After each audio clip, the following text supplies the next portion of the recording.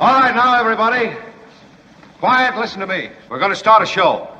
Now, some of you people have been with me before. You know it's going to be a tough grind, but we're going to have a show.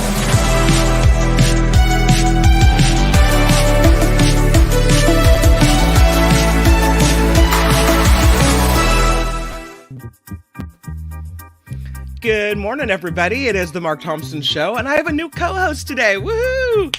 This is Phil Schuman. Phil Schuman is, well, let me say, he's kind of a big deal. That's right. He is with, is it Fox 11 in Los Angeles? Fox 11 in Los Angeles. Yeah. So a lot of us, we came from KGO Radio in San Francisco. Right. When the station switched to a sports betting format, we came here to YouTube and podcast, and that's where we've been ever since. And so we have, because Mark is also on KFI in Los Angeles, I would say we kind of have a chunk of Bay Area listeners and a chunk of Los Angeles area listeners. So there's a lot of people. Of course, Mark was on Fox 11 as the dancing weatherman for so many years. And he was on Cron 4 as a weatherman in the Bay Area for a number of years, too. So, yeah, it's a really nice mixture of people. Great. But, yeah, welcome to the show. I'm so excited. Now, Thank you. Happy to be here. You are, you've done it all. You've reported, you've anchored, you've done sports reporting, you've covered OJ, you've covered Rodney King. I mean, so you come with a lot of experience, and I'm kind of a little nervous to do news in front of you, to be honest, Phil Schuman. I wouldn't be. But yeah, it's I've been in Los Angeles since 1983. Wow. Started when I was like 7. What? That's awesome. Yeah, and obviously, just like the Bay Area, I mean, there's never any shortage of news. Yeah, I mean, it's 24/7, and it's just nonstop. It's almost overwhelming to a point where a lot of times I would go out on my stories and I'd say to the person out in the street, "Do you watch the news? Do you listen to the news?" And they're like, "No, it's too depressing." I said, "I get it. You know, it can be too much for people, right?" Yeah, but they get it in bits and pieces here and there, I think. You know, yeah, I don't know. Right Even here. If they don't, yeah, exactly. Yeah, the way we consume news is completely changed. But we still need that news content, right? I mean, we don't want to put our head in the sand and look away completely. So we still need to know what's happening, even if we're not sitting down like we used to when in the 80s or the 90s and watching the newscast at 6 p.m., right? Yeah. Yeah, it's so. I think, Kim, it's really kind of become a situation where there's almost two generally kinds of people. The first kind is like us, who are news people, partly because we're in the business, but we're aware of what's going on. Like I've already read the New York Times, the LA Times, Drudge Report, checked a couple of different email accounts, a couple of newsletters, and it's 11 a.m. in Southern California. Right. And the other kind of people tune out because partly what I was saying before, it's too stressful. It's like, I'm trying to just get by. I'm trying to, make enough money to put gas in the car and buy groceries and pay the rent and make sure I don't get stabbed to death on the metro in Studio City at 5 o'clock in the morning. And they just let it all go. Yeah. And so I think we're in kind of those two situations for most people. When did you know that news was your thing? It's funny. I was a liberal arts econ major, and I was always into sports. And so I decided that it would be fun to be a sportscaster because I grew up in the Boston area, and obviously Boston is a huge sports town. And to make a very long, involved story short, you know how it is when you're trying to get your first job out of college, you wanted to go anywhere. And then I did that. And then after a couple of years of doing sports, I switched into news. Because not that sports wasn't fun, it is, but I thought that news was more like socially redeeming, more of a noble pursuit. And so I've been doing 90% news and 10% sports since then. Well, you kind of have to be versatile in this industry. You got to be able to do it all, right? And you really have. Absolutely, yeah. Well, that's what they call a general assignment reporter, right? I mean, today absolutely. It's UCLA protest. Tomorrow it's lithium salt mines. Wednesday, it's President Trump's trial. Yeah. Well, you brought up UCLA, and that was a big story breaking this morning that kind of happened overnight. They no classes today? They closed down. What's going on at UCLA since you're down there? I mean, they announced this morning due to the distress, I think was the term they used, last night, which if you didn't see it, it was a brawl between the two sides, pro-Palestinian, the pro-Israel. And the bigger story, because we've seen these brawls, unfortunately, all over the country, was that there was no law enforcement presence for literally like 3 hours. This is where I'm talking like from roughly 10 p.m., 11 p.m. to 1 or 2 a.m. And so they finally got the police and the sheriffs there and calmed things down. And today there's no classes. How can they say they're concerned about safety and then not have campus security where they need to be? It's shocking. I mean, that's going to be a big story today in Southern California. They've had the campus police there all week, and then for some reason they backed off. I mean, it's a delicate balance because we've seen a variety of ways it was handled in different schools around the country, and they want the protesters, and I say that in quotes because a lot of them are not students and are outside activists and agitators. They want them to be able to protest. Yeah. But when they start vandalism and, destruction, that crosses the line, and then you bring the police into it, and it gets messy. That's the shot of UCLA last night, huh? Yeah, it was. God. Yeah, it was an all-out brawl for quite a period of time. But then at the same time, Kim, we talked about this, and this is a point that I've made so many times, is that, a handful of people can create the narrative for the entire school, the entire incident, for the rest of the country.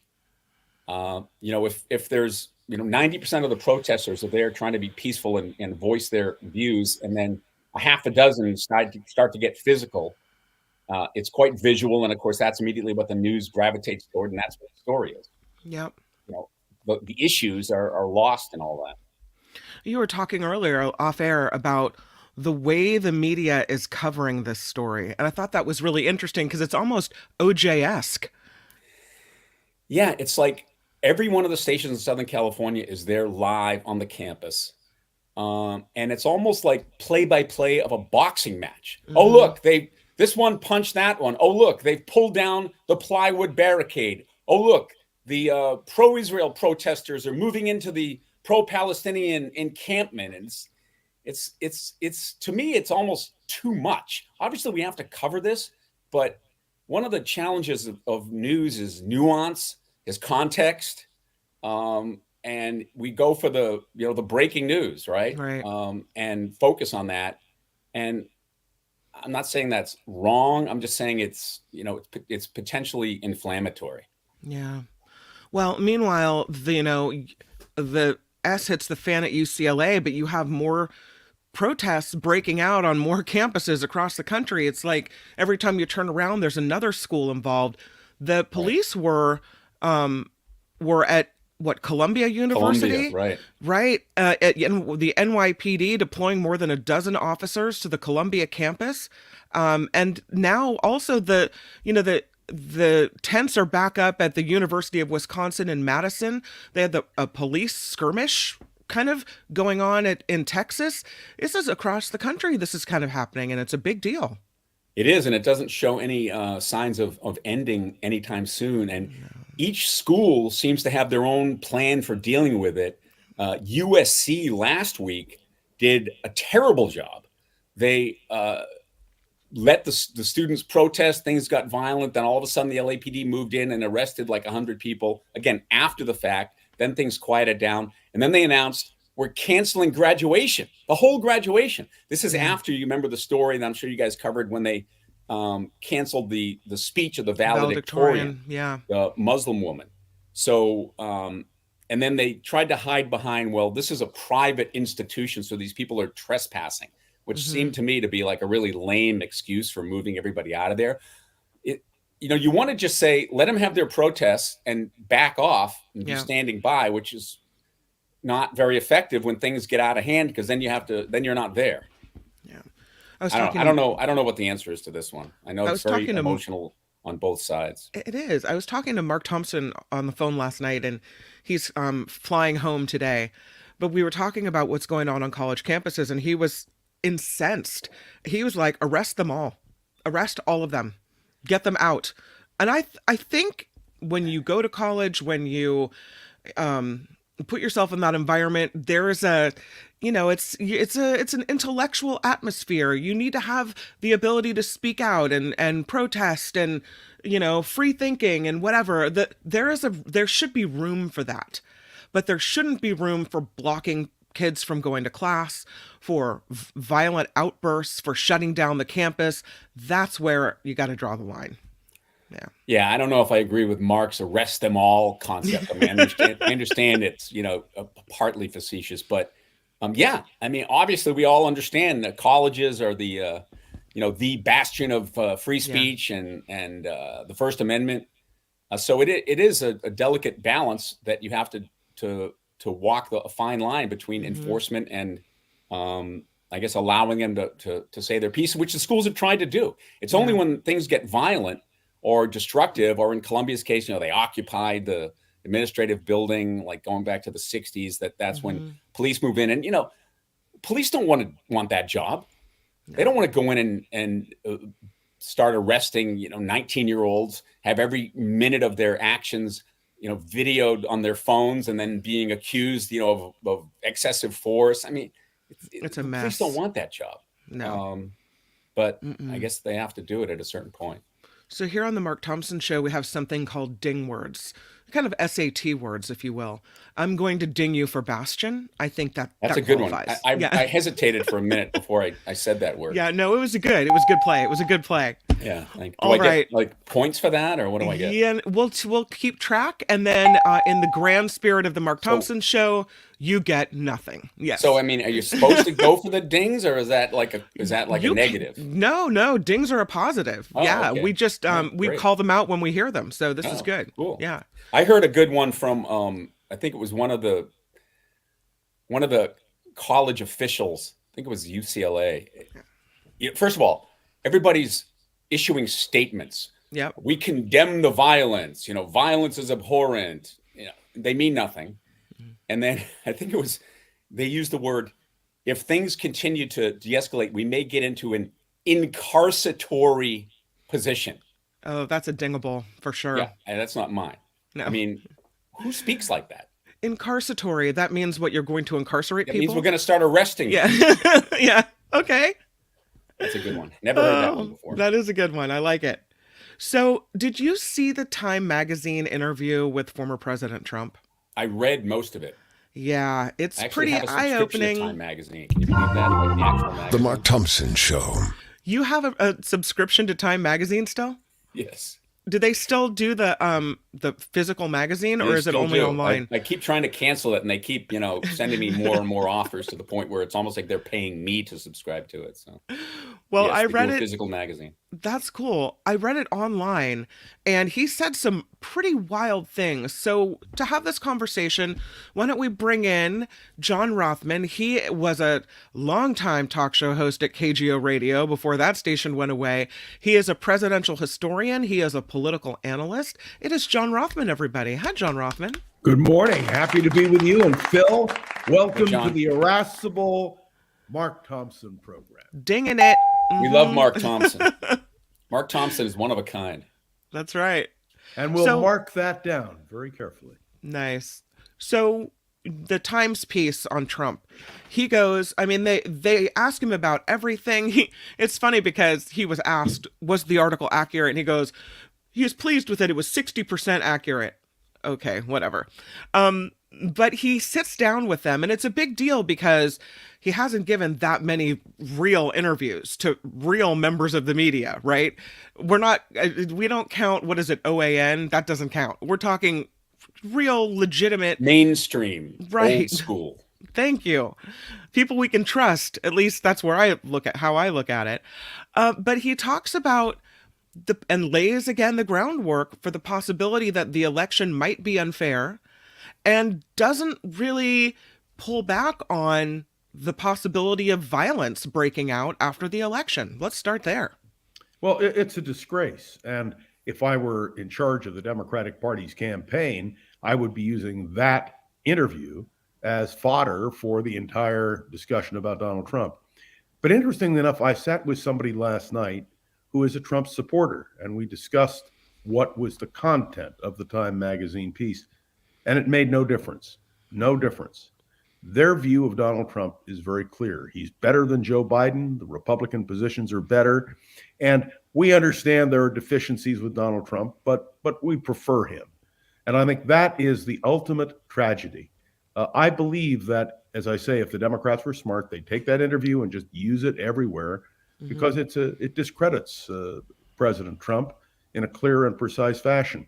The thing that scared me the most, and I want people to understand this, is when he became president in 2017, he didn't know the levers of power. He does now. But even scarier was a former Attorney General, Bill Barr, who served, I would remind you, under two presidents as Attorney General of the United States, George H.W. Bush and then Donald Trump. And even though Barr himself has expressed hesitations, he said he will support the Republican nominee for president. They're doing this now. All of these people who were, came out against Trump after his presidency and were like, this was wrong, what happened? They're circling back around and they're getting back in line.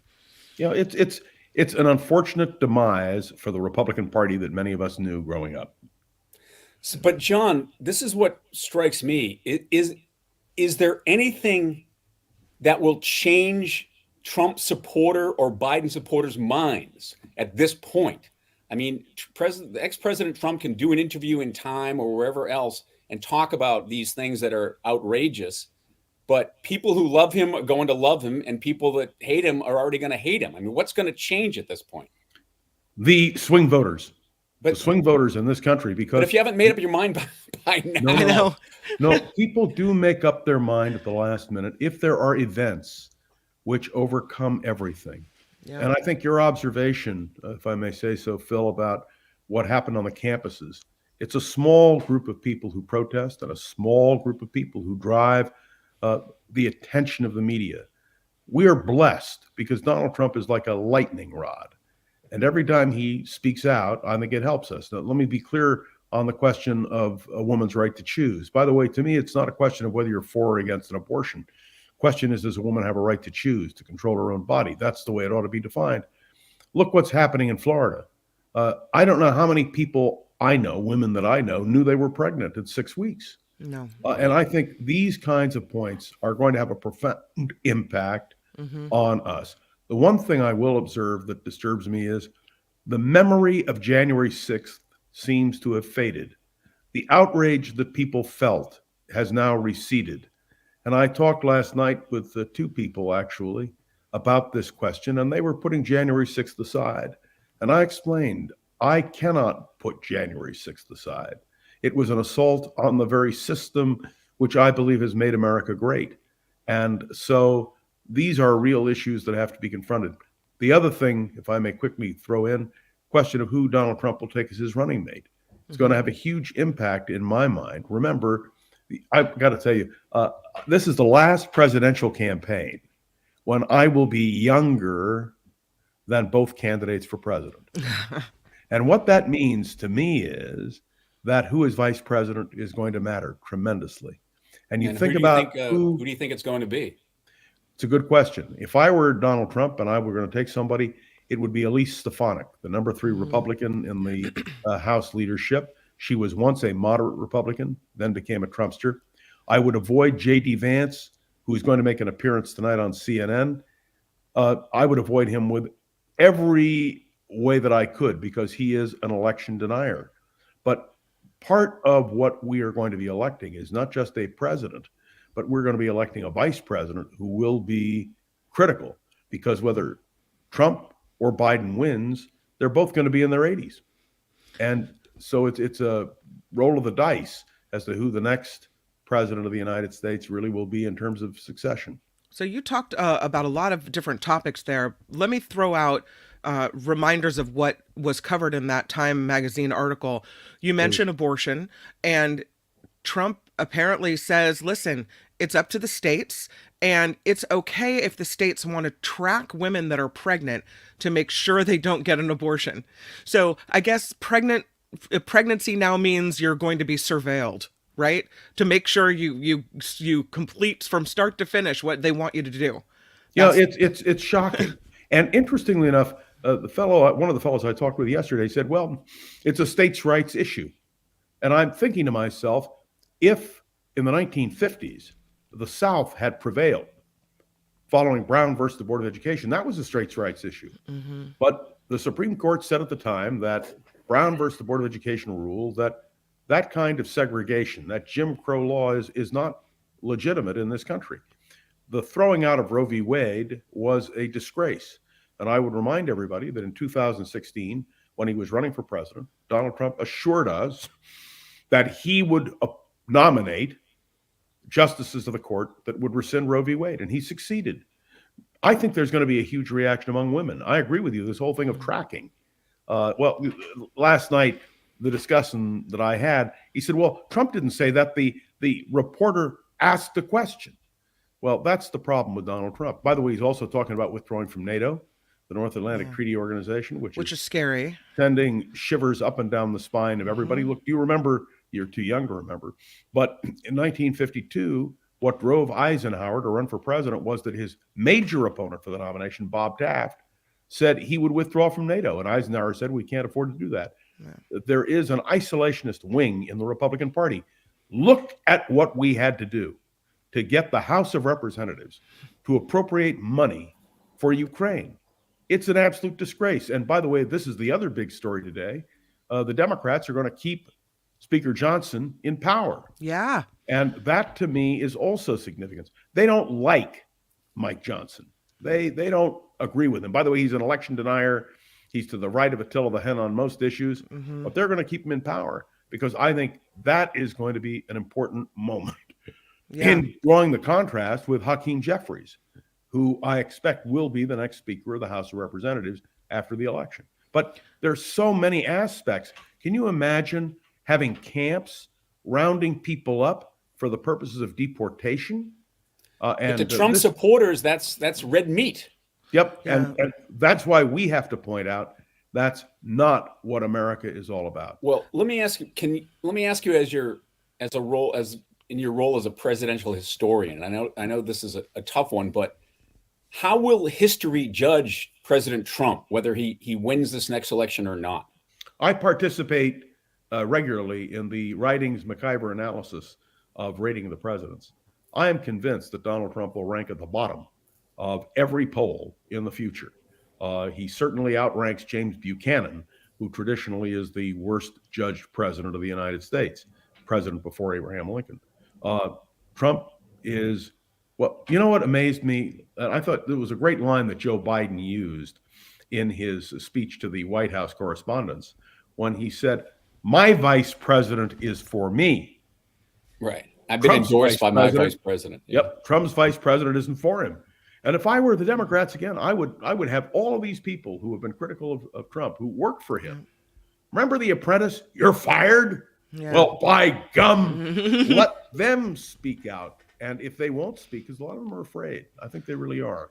There's a fear factor when you deal with Donald Trump. The one other thing that really... Fear of what? Fear of retribution. Yeah. Fear of retribution, of what Trump is talking about in turning the Justice Department loose on his political enemies. May I tell you, I was very friendly with a fellow who wrote a book called The Plot That Failed. And Richard Nathan was a marvelous man. Richard Allen was a great guy. And in his book, he describes what Richard Nixon intended to do if Watergate had not interrupted. It's the same thing. The creation of an administrative presidency. And I urge people, just Google it, The Plot That Failed, take a look. This is a carbon copy. And the one thing I've learned about the Trump people is they're not very creative. But if you read the 2025 project, which is part of the Trump website, all you have to do is Google it. You can see that their plans to use the administrative presidency to really take over all of the levers of American government is one of the most horrifying things I have ever read in my life.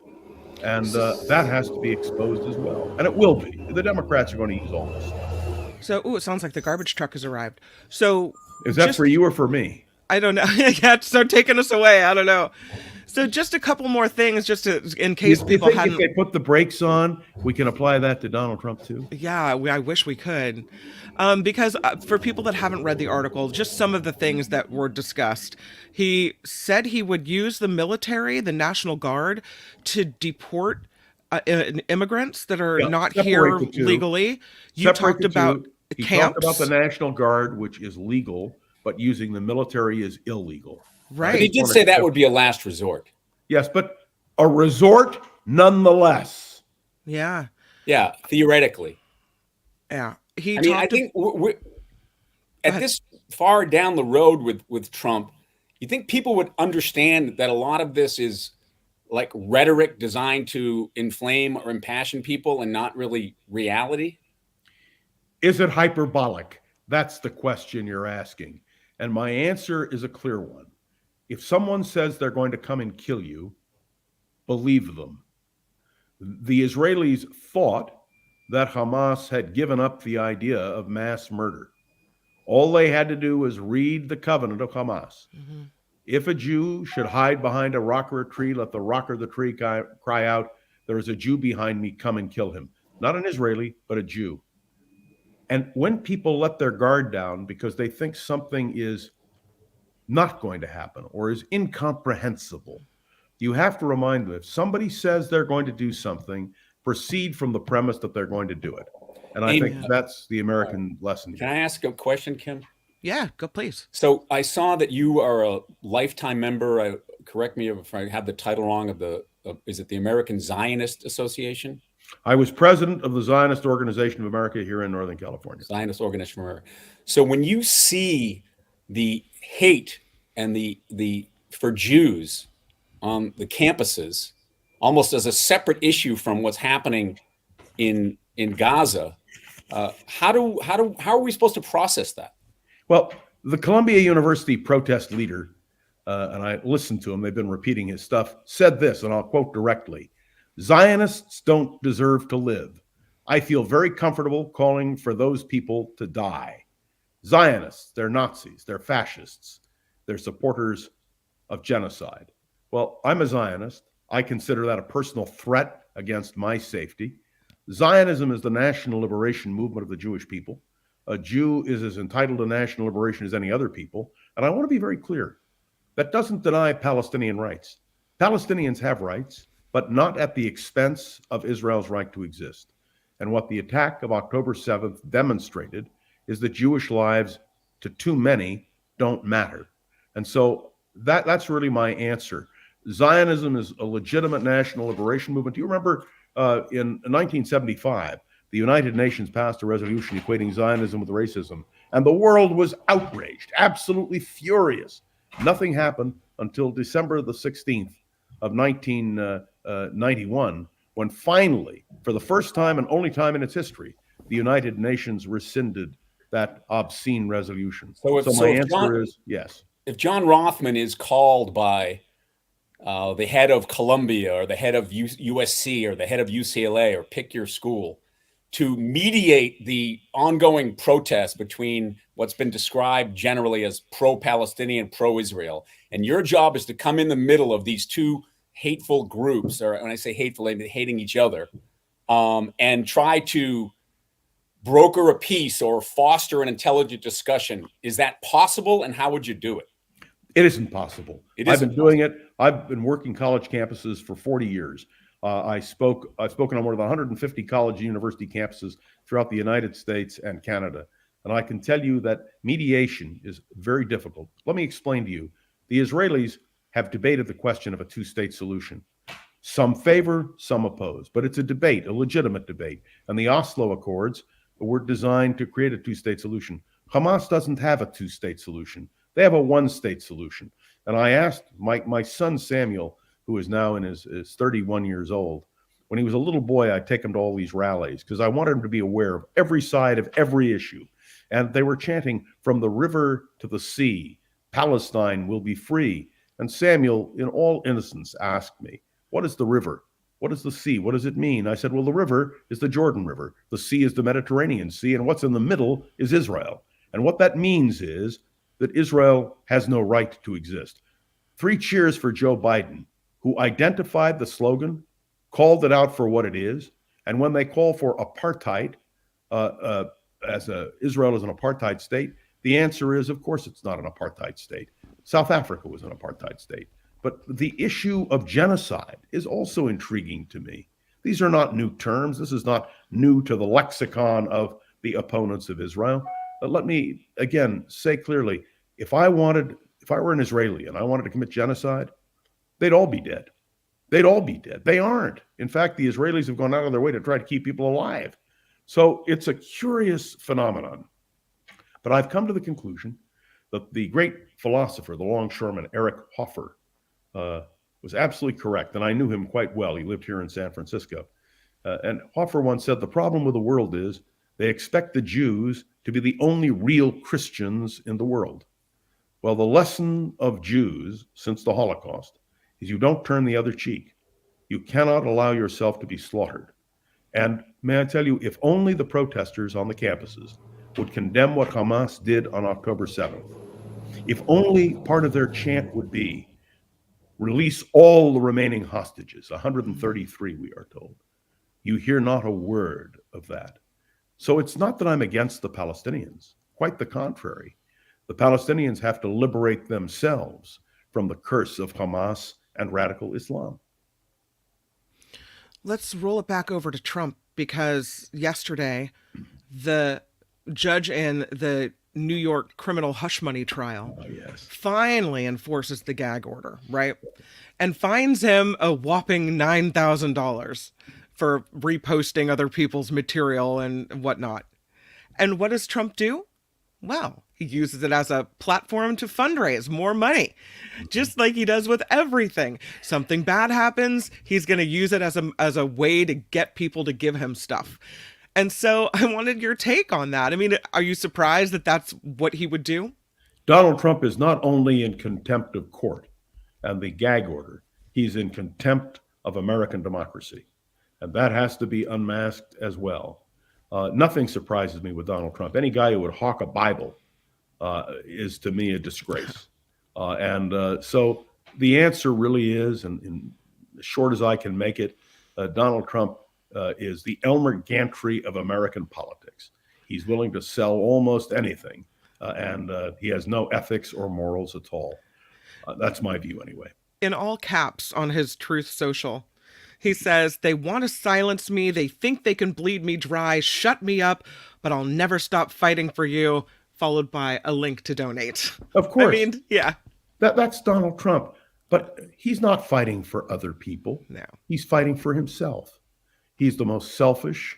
But when you ask me the question, Phil, and it's a good question, about his ranking as a president of the United States, if you take a look at his overall years, people around him, what they thought of him, he's a disaster.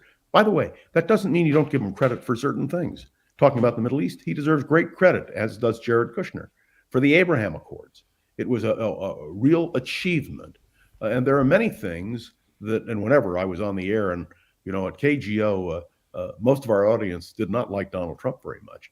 And whenever I would say something nice about Trump, boy, did I get it right in the, but it's okay, because there are things that presidents do with which I agree and things that I disagree. But I think when you deal with a Donald Trump, you have to weigh what he says, what he does, the people around him, and how do you vote for somebody who has now been held in contempt of a gag order? Right. How do you do that?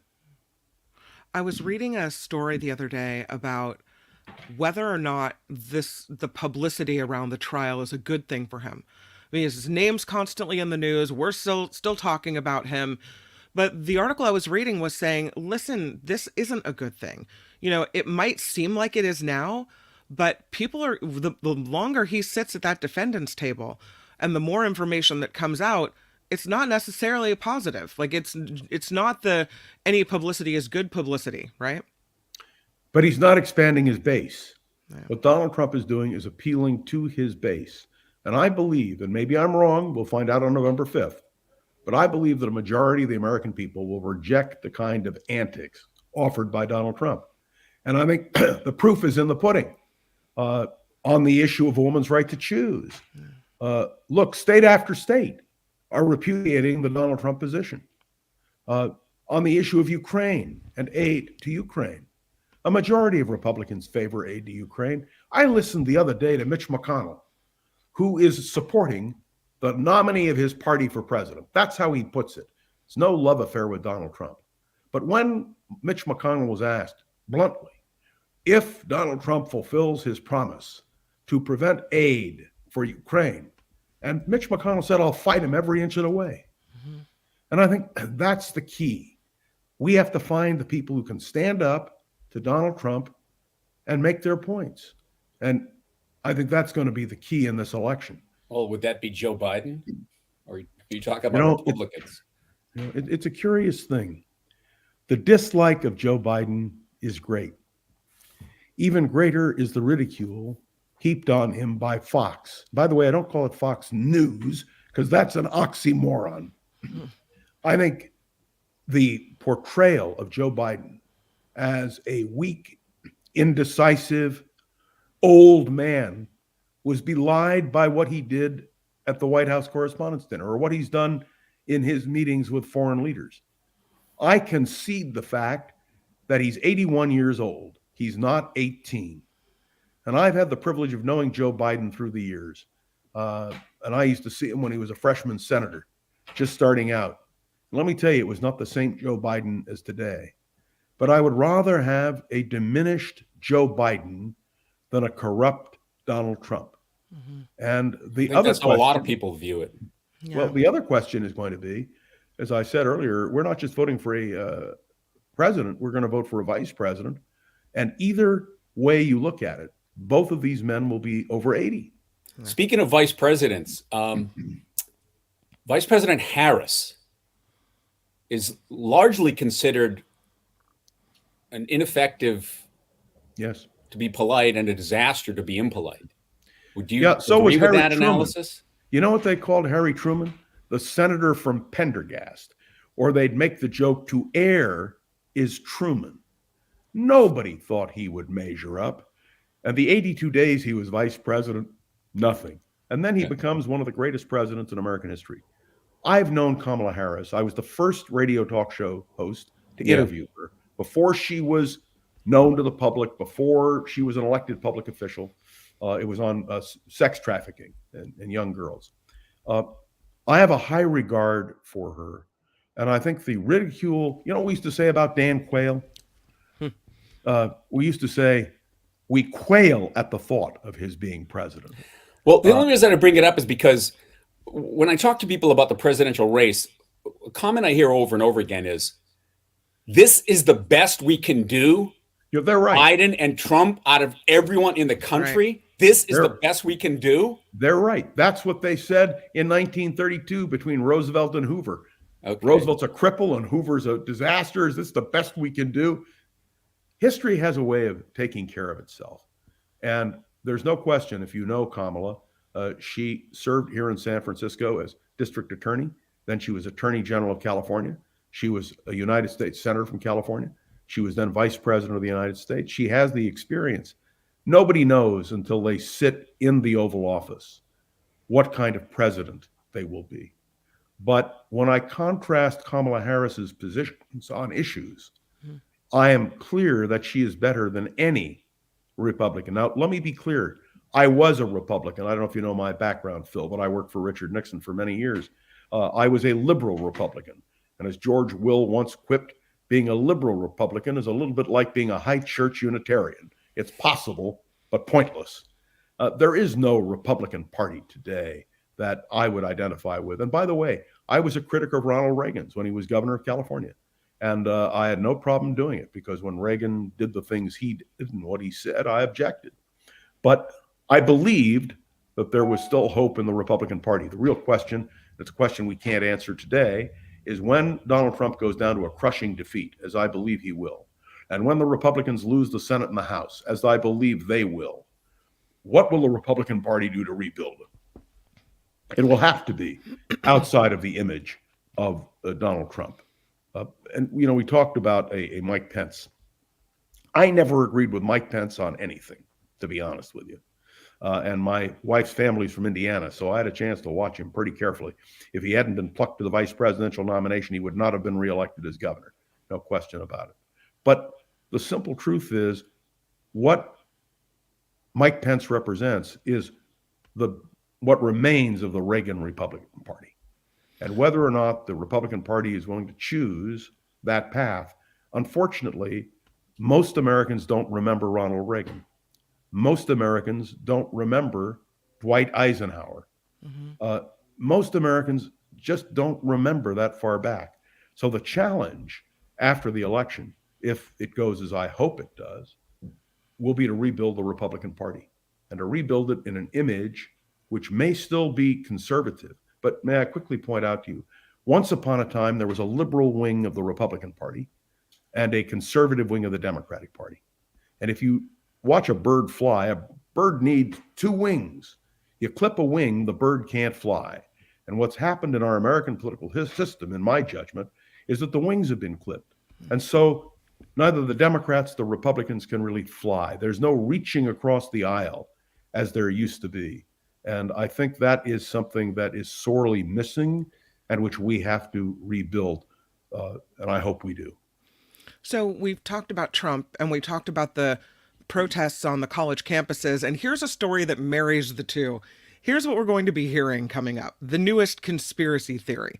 And this is Trump floating this theory that the pro-Palestinian protests on college university campuses are deliberately providing cover for an ongoing influx of immigrants.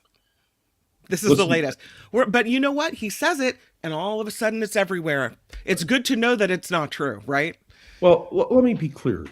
We have always had on college campuses, and I've been working the campuses, I hate to say it, since the late 1960s.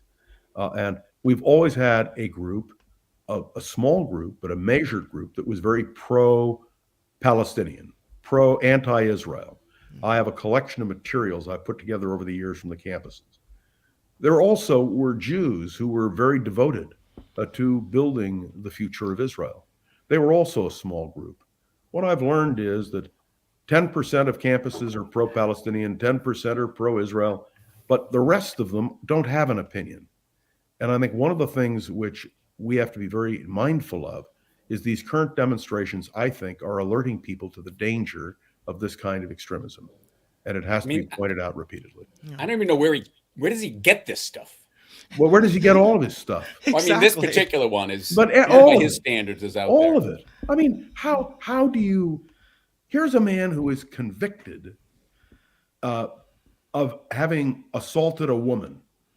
Here's a man who is in a public court cited for contempt. But you know what the supporters say is like, well, we understand that he has some personality flaws. It's a cult. But we think we like his policies. We it's like a what cult. he's done for the country. It's a cult. Kim, after the Access Hollywood tape came out, That should have been it. I'm saying, how can any woman You're right. vote for that man after that tape came out? It shocks me to this very day. To this very day, it should have been it. And in any other presidential campaign, he would have been out. Like that would have been the October surprise, and it would have been a done deal. That's because his followers, not all, but most, follow whatever he says. You want the latest news on Ukraine? Listen to Donald Trump. You want the latest news on the emerging crisis, which you'll be dealing with later with our climate crisis? Ask Trump. And I think that's the problem. Well, that's like having state news, right? I mean, that's like China and Russia, where the supreme leader gets to decide exactly what the news forecast is for the night. No. That's what Time Magazine's interview indicates. He wants to be the final arbiter. And even as with Richard Nathan and the plot that failed with Richard Nixon, the plot of Donald Trump, and I urge everybody to take a look at the 2025 project, the plot must fail. But it only fails if we speak out. And look, I'm not a news person. I've never been a news person. I'm a radio talk show host. And I've always expressed my views without any hesitation or doubt. and I do it without fear. And I think that's another problem. You have people who are really afraid of Donald Trump. Yeah. To Phil's point, Karen writes, women have to vote en masse. It's not just their rights, it's potential for millions of people in segments of society to lose rights. It's true. It's not just the offensive nature of his comment on Access Hollywood. I mean, that's offensive and it goes to character, right? But as you were talking about earlier, John, when someone shows you who they are, believe them. If they tell you they're going to try to take away their rights, if they show you that they've taken away your right, your rights to reproductive freedom, expect that more and more and more of the things they do will go down that same garden path. So I believe it. Phil made a very good point, and that is the question between Biden and Trump. The demonization of Joe Biden, the ridicule heaped on Joe Biden is very disturbing. And one of the arguments made to me last night is, well, Biden won't live out his term. Yeah. And, it's a choice we have to make because we only have two. We haven't talked about the third party candidacies, particularly Robert F. Kennedy Jr., who is a crank. He's really a nutcase. Who will he take votes away from? I think more from Trump. You do. And some of the polls are indicating that now. And the reason is because it's the conspiracy theory people who follow that path. The Biden people are not conspiracy theory people. But look at Kennedy's running mate, who basically bought the place on the ticket and who is also a vaccine denier. These things have to be exposed. But the danger, and you're right to point it out, Phil, the danger is that in a third-party candidacy, when you ask who will take away the most votes, did you hear Jill Stein the other night? I watched Jill Stein on CNN. She was the one who really was decisive in Hillary Clinton's losing campaign. Jill Stein is an anti-Zionist. Her words about Israel were absolutely appalling. But most people don't watch the news. They don't listen to the interviews. They don't read Time magazine. They don't hear Jill Stein or others who pull this kind of stuff. We have to expose it. Now, you're in the news business. I'm not in the news business. I'm a radio talk show host. So my job, when I'm on the air and when I'm lucky enough to be on the program that we're doing now with Kim and Mark, is to expose these kinds of things. But here's a question for you. You're in broadcasting as I am. I've spent, over 30 years in broadcasting. Question is, who listens to podcasts? Are there enough people listening? And you asked a question before we went on the air about interaction. The joy that I took from going into the studio and interacting with my audience was tremendous. We have a hard time interacting on a podcast. And the limitations in terms of what's happened to talk radio. San Francisco, the fourth largest market in the nation, has no talk radio station, zero. So I sat with a group of investors and I said to them, okay, let's buy an AM station. And you know what their answer was? No. Why? Because you can't turn a profit. The advertisers aren't there anymore. Running a station is a phenomenally costly situation. Even running a podcast. That's why, and I always put in the plug, support the Mark Thompson Show. And you'll put something up, Albert, so people know where to go to support it. Because unless people want this, it's not going to succeed. And in a sense, it destroys the very essence of that interaction, which is so necessary. We'll wrap it up with this comment from Ren. She says, I think Trump's popularity comes from the same origin as Reagan's. The country idolizes and bows to celebrity, no matter what. Is there a way to overcome that? Is there a way that your celebrity becomes less important than who you are as a candidate and as a person?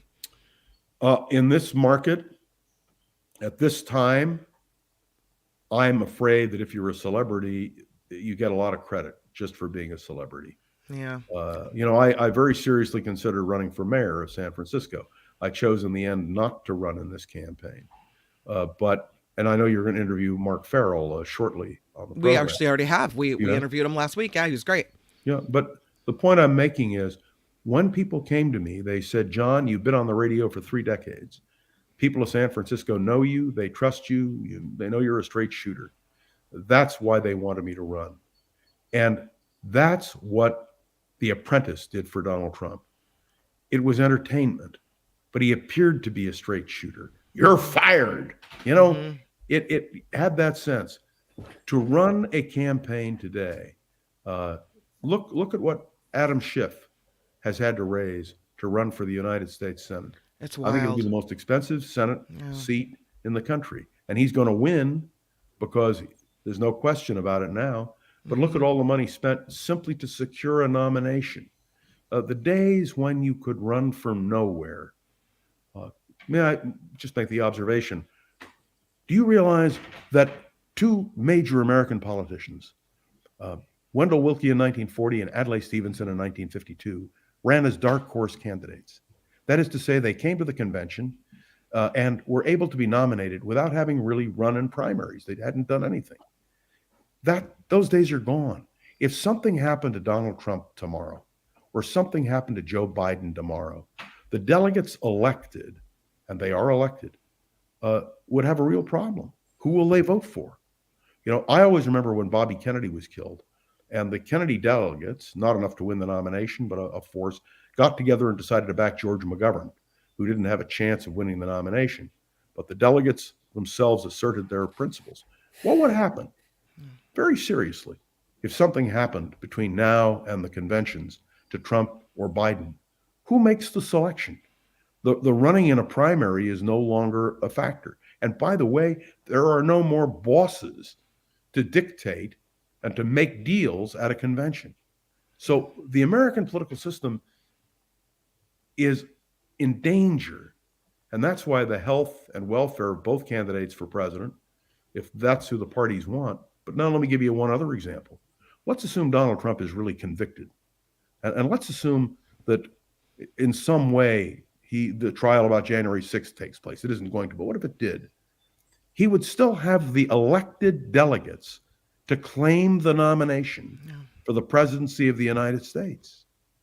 The delegates don't have free will. They don't have the ability to do as in the old days in the smoke-filled rooms to make those kinds of decisions.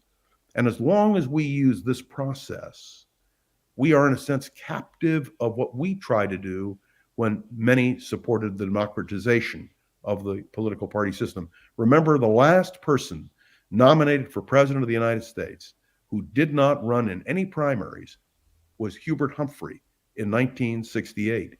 And in that convention, where you had Eugene McCarthy and George McGovern, because Bobby Kennedy was gone, Lyndon Johnson pulled the strings. The Democratic Party was still a powerful party. Does anybody care what the Democratic Party chairman says? Does anybody care what the Republican Party chairman says? Do you even know who they are? I mean, there is a weakness within our system. And may I tell you, I really mean this. I pray assiduously that we will not have a vacancy with Trump or Biden, because the American political process would have a real problem before the conventions in coming to a conclusion. Yeah. So I throw this out just for your prayerful consideration, because there are real issues that have to be confronted, not only in terms of where candidates stand. But one other quick point. I know we're running out of time, but you have to understand, I'm like any slightly egomaniacal radio talk show host.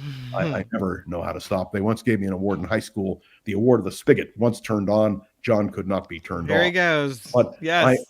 I think it's just important to consider this particular process that we are in now and what it means for the future of American politics. John Rothmann, thank you for being here. Really appreciate it. Every Wednesday, we get to hang out and visit with you. So we'll see you next week. Yes. And Phil, it was a great privilege to be able to participate with you. And all I can say is you have no idea how lucky you are to be co-anchoring with the incredible, incomparable Kim McAllister. Nice to meet you. Enjoyed talking with you. All right. Thanks, John. You can find John Rothmann on his podcast, Around the Political World with John Rothmann. That's a 10-minute podcast he puts out every day where he'll take the news of the day and talk about what's going on. You'll also find him on his new podcast, The Voice of San Francisco. So you can Google that and find him there as well. So there you go. You've met John Rothmann. What do you think?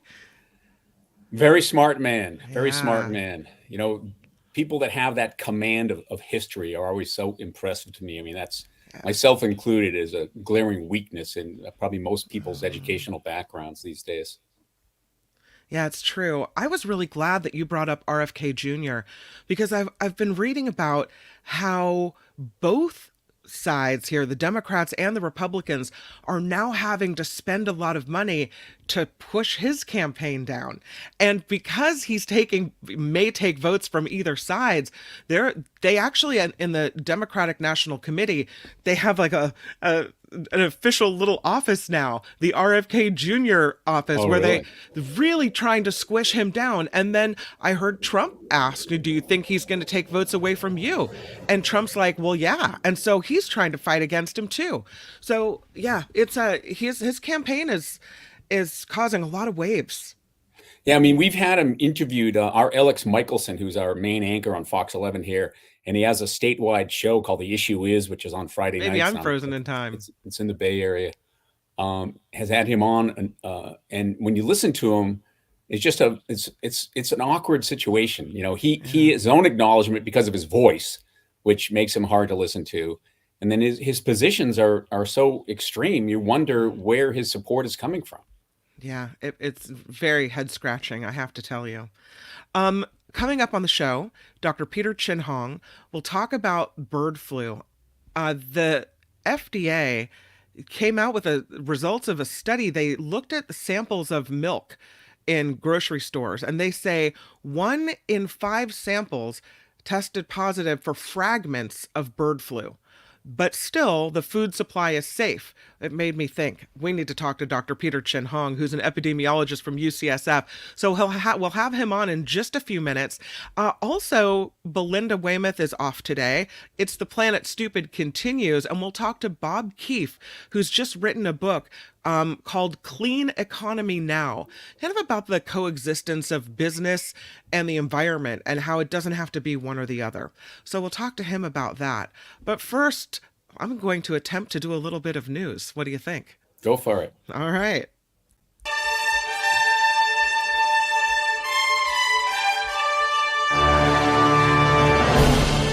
On the Mark Thompson Show, I'm Kim McAllister alongside Phil Schuman. Student activists at the University of Wisconsin are still protesting after police moved in and arrested at least 12 pro-Palestinian demonstrators. As protests disrupt colleges nationwide, Madison authorities say at least 4 police officers are hurt after they moved in to disrupt the student demonstration. In Los Angeles, UCLA canceled classes today after a violent night between pro-Israel and pro-Palestinian demonstrators. And in New York, protesters have been cleared off the grounds of Columbia University, and nearly 300 have been arrested there. Senate Republicans criticizing pro-Palestinian protests at universities across the country. Arkansas Senator Tom Cotton saying university leaders and President Biden refused to do anything about what the senator called hate-filled little Gazas on campus. That's what he said. He said the Department of Education should withhold federal funding for colleges that won't protect the civil rights of Jewish students. The Federal Reserve is leaving interest rates unchanged. This coming as officials have expressed they want to be more confident that inflation is coming down before they cut the rates. The central bank has said its goal is get inflation down to 2%. Abortion laws in Arizona could be changing today. The Arizona State Senate expected to vote on a repeal of a Civil War-era abortion ban. This law from 1864, banning nearly all abortions, was revived by the state Supreme Court last month. Meanwhile, Florida's strict abortion law is now in effect, dropping the state's 15-week ban now down to 6 weeks. Nearly 4 in 10 election officials say they've been threatened, abused, or harassed. And just over half the respondents said they're concerned for the safety of their colleagues. About 62% said they're worried about political leaders trying to interfere with how they do their jobs as election workers. Yeah, because Phil's here, we'll throw a little sports into the mix. There are 2 games on the NBA playoff schedule tonight. In the first game of the night, Miami Heat trying to force a Game 6 when they take on the Celtics in Boston. After that game, the Los Angeles Clippers host the Dallas Mavericks, and an important Game 5 with the series tied at 2-2. So there you go, a little basketball for you. You're welcome. There you go. No Steph in the NBA playoffs. I'm sure that's been tough in the Bay Area. It is tough in the Bay Area. We're used to having a little Steph in the playoffs. So yeah, it's a bit of a bummer. It's not as exciting without him, I don't think. Well, there's a lot of exciting players still left though, but he is one of the best to watch. Here in Southern California, everybody's wondering about LeBron. Is his time with the Lakers over? What do you think? Is it? I think not. I think the Lakers might draft his son Bronny, even though he's not necessarily ready for the NBA, and it'll be a great story, the two of them playing together.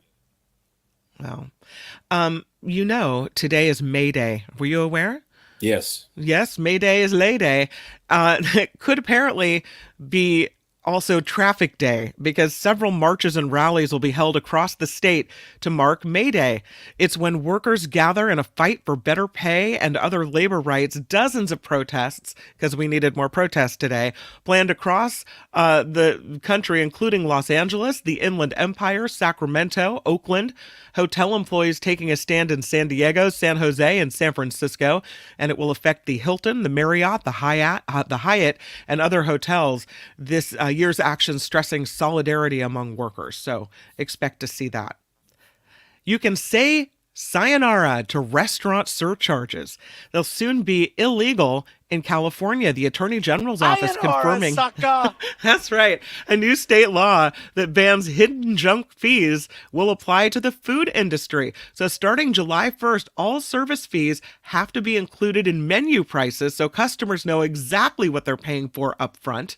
Some restaurants fear it could drive people away and force them to cut worker wages. The ban also applies to concert tickets and hotel rooms. A list of frequently asked questions for the law is set to be released today.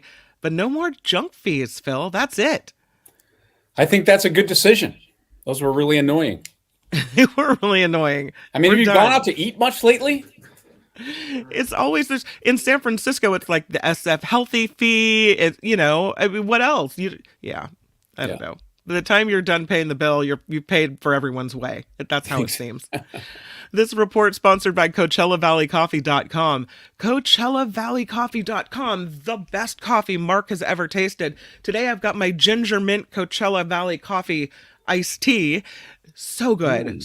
Once you try it, I swear you're addicted to it. Why is it called Coachella? I don't think they grow coffee in the Coachella Valley. They don't, but they're located in Coachella Valley. As a matter of fact, they source their coffee from other parts of the world, but they do so in a way that helps often women-owned businesses in those parts of the world, and it's all really fresh coffee and really upscale. So check it out on the website, CoachellaValleyCoffee.com, and don't forget, when you get to your cart, put in Mark T, no spaces in between there, for your exclusive Mark Thompson Show 10% off. I'm Kim McAllister with Phil Schumann here on The Mark Thompson Show.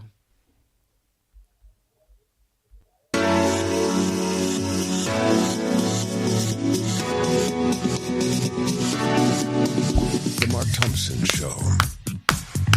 Smash it with your iron rod.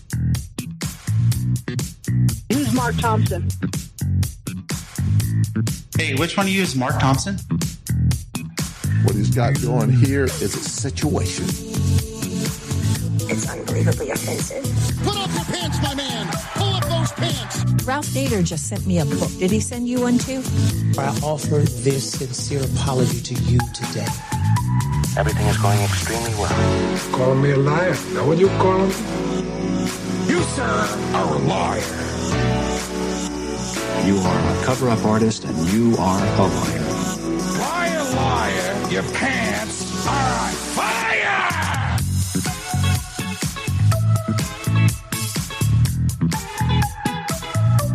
Google told me. Can you let him finish, sir? It was wrong, it was stupid, and I'm trying to be a better person. No, no, no. I'm going to tell you what I think. What are the porn stars doing here? Do you have a secret talent? Doesn't anybody better weed? 100% effective. How about that? Say what? And this is their new host. There is no defense for my conduct. I misspoke. I stand corrected. And I wanted to apologize to the Asian community, the Asian American community.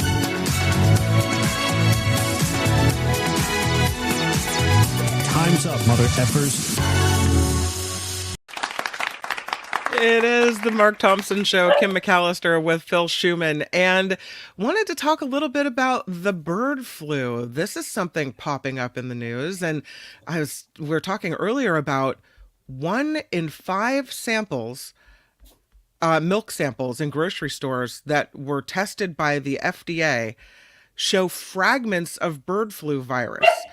It's, I guess, suggests that cow infections are more widespread than thought. And well, that's an alarming number. It is an alarming number. But what does fragments mean? I guess that's the question, right? I guess it means that we can't catch bird flu from it. So the food supply is safe, even though there are fragments floating around in the milk. I don't know how it works. And I immediately thought we must bring in our favorite infectious disease doctor from UCSF. It's Dr. Peter Chin Hong. Hi, Kim. He is. Yes, Hi. I am. Hi. How you doing? I'm good. How are you? It's good. I miss you. I'm kind of glad we haven't had to talk to you in a while, that, because it used to be every week we were talking about COVID, right? So it's kind of good that maybe we're healthier. We don't need our doctor as much. But now we've got the bird flu. Can you tell us about this sampling and what's going on? Yeah, so the sampling, as you and Phil described, is picking up these fragments of molecular material from the avian flu in the milk supply. So what it means is that these are fragments. These are probably not alive.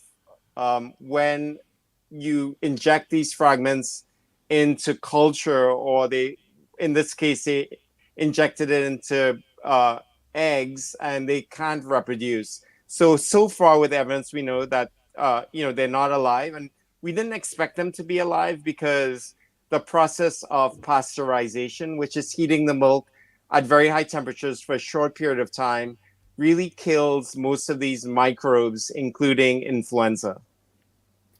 So can we go ahead? I'm sorry, Doctor. Can we just back up for 1 second before we get into more detail? In case people aren't paying attention to this, which is probably a lot of us, like, what is the bird flu and what is the risk to humans? Because what I'm reading, it's minimal risk to humans. Yeah, so bird flu is, so let's just step back and think about influenza. So people know about the flu every year. Humans get it, but there are also a lot of animal flus, and there are types of flus that can affect birds in particular that can't affect humans because it can't use the key to unlock the body of a human. But the problem is this bird flu has been leaving just birds and affecting other animals that are not birds. So in the beginning, we saw that seals and some of these marine animals were getting infected. We saw that prices of eggs go up a couple of years ago because they were infecting chickens in farms, and they were killing all the chickens, so the prices of eggs went up. But for the first time this year, it's never happened before, it's affecting cows. And so far in the US, there have been 34 herds affected in 9 states, including Colorado, Idaho, Kansas, Michigan, but not California yet. And that's led to, a question. Is it just confined to these cows? Other animals getting it? What about the chickens next to the cows? the people handling the cows getting ill, and there's one person in Texas who got ill. And the reason why we're worried is because if that gets into the pig, which are around with these cows, we know the pig can be affected with both human flu and bird flu together. And these two flus can kind of mate and, commingle and then make this flu that has features of bird flu that can therefore be more dangerous than humans. For this particular flu, it's been around for 30 years, hasn't really crossed over into humans well yet, except for people who handle animals, but it does have a high fatality overall, like 52%, if it gets into the human population. And that's because, like with COVID, when it first started, we're just not used to seeing this kind of virus in our bodies. This is a big deal where I live in Sonoma County, in Petaluma in particular. They've had to kill hundreds of thousands of chickens and birds on farms because they were infected with bird flu. So it becomes a big deal. I guess they're trying to keep it out of that population, but if it doesn't cross over, then why would we work so hard to keep it out of our food supply? Yes, so there are two reasons to think about the food supply. First of all, it's big business. So I think, it's very important to really make sure it's safe. And industry is making a lot of efforts to do all the testing. But of course, as a clinician, I'm worried about the spillover into humans. And so far, you really have to handle dead animals and be in really close proximity to a sick cow to get it. Mm-hmm. But I think the worry is that we're not doing enough testing right now. Mm-hmm. And that testing is starting. They're even starting to test beef in stores and in slaughterhouses just to make sure it's not getting into the beef or meat supply. But again, if it's influenza, you think it's mainly in the lung and in secretions like milk rather than getting into the meat. I was looking at an article out of The Atlantic last night, and you just touched on this, but they say that somehow the United States is both over and underreacting to the bird flu and other pressing infectious disease threats as well. Did we not learn enough from COVID? Are we making mistakes here that we shouldn't be making at this point? I mean, I think we probably have to get a hold of what's happening much more quickly, and we have to share data. I think data is everything, just to also understand how extensive it is, which we don't know yet.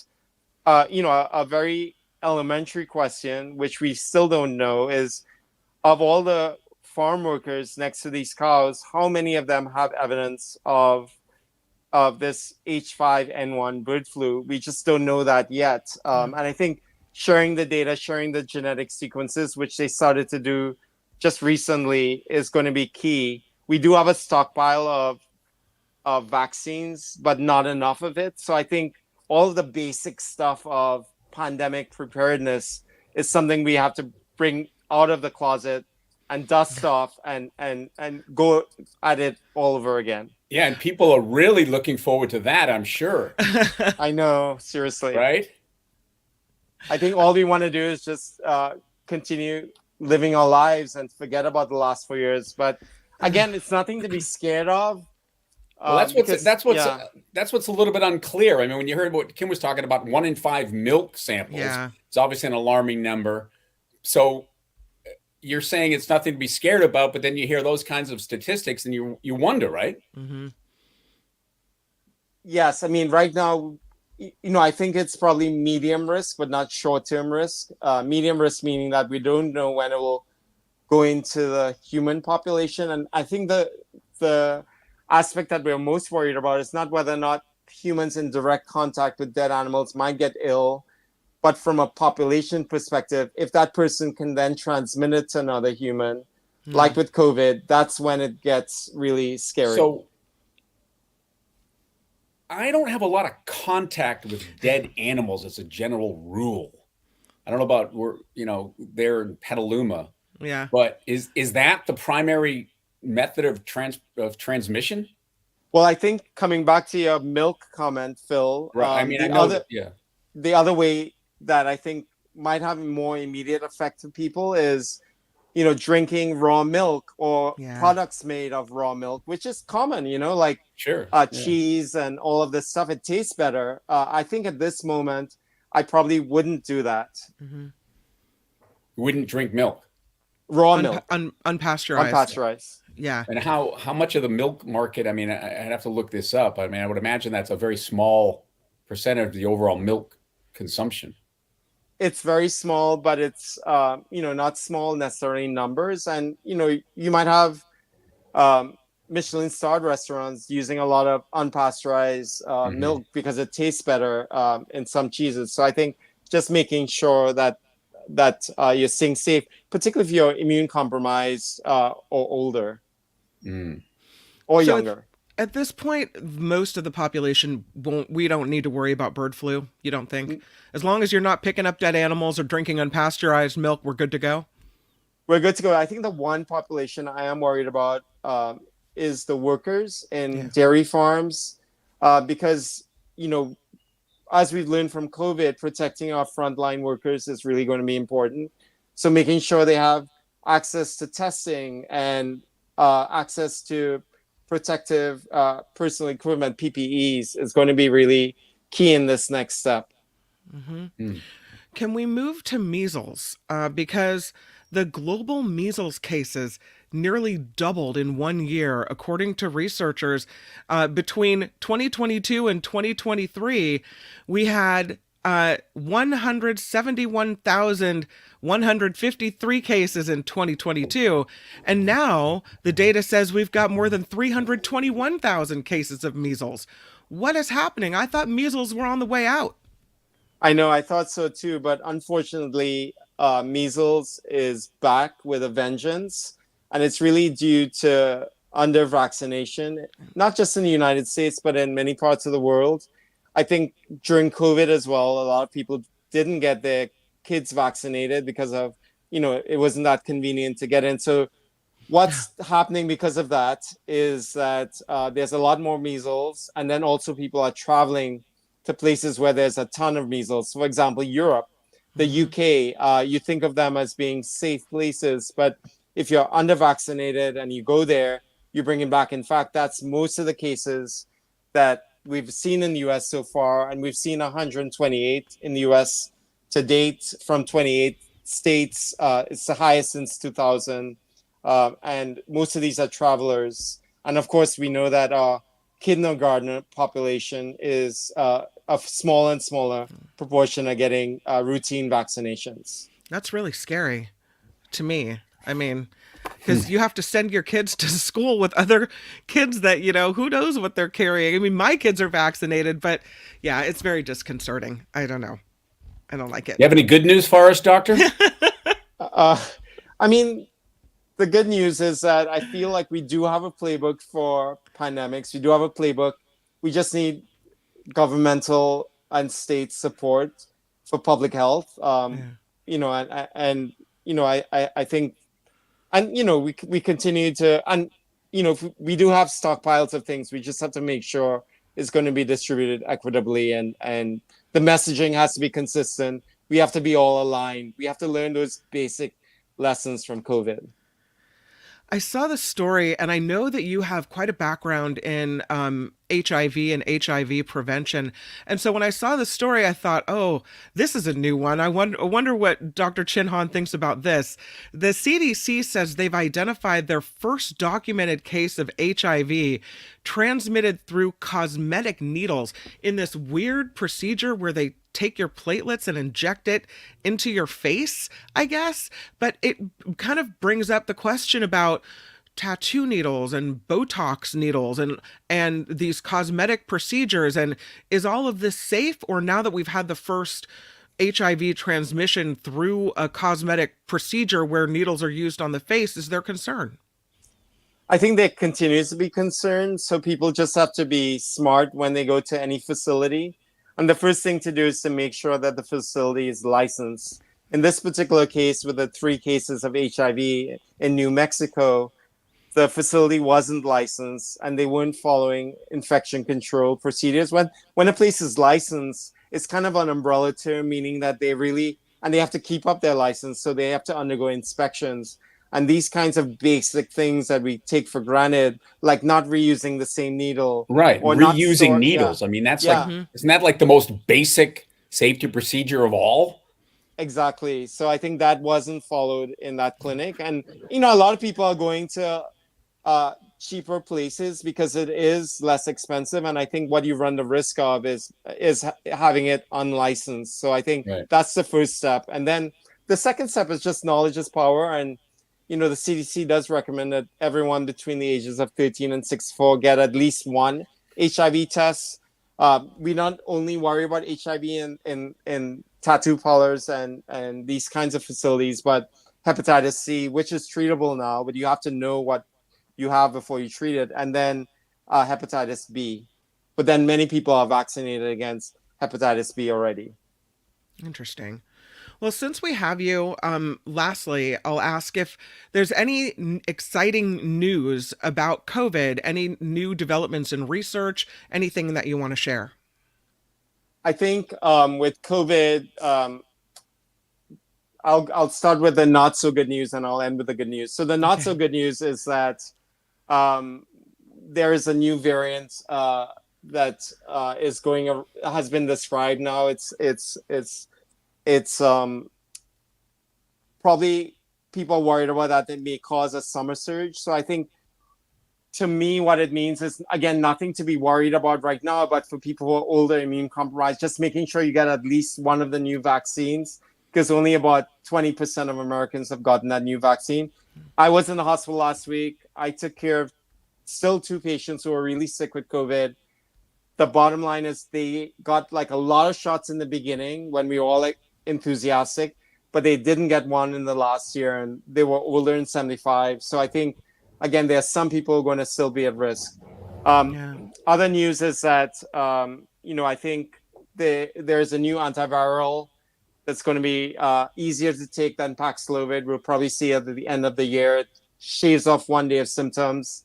And, I think, we will continue to persevere and enjoy life and look both sides of the street before you cross.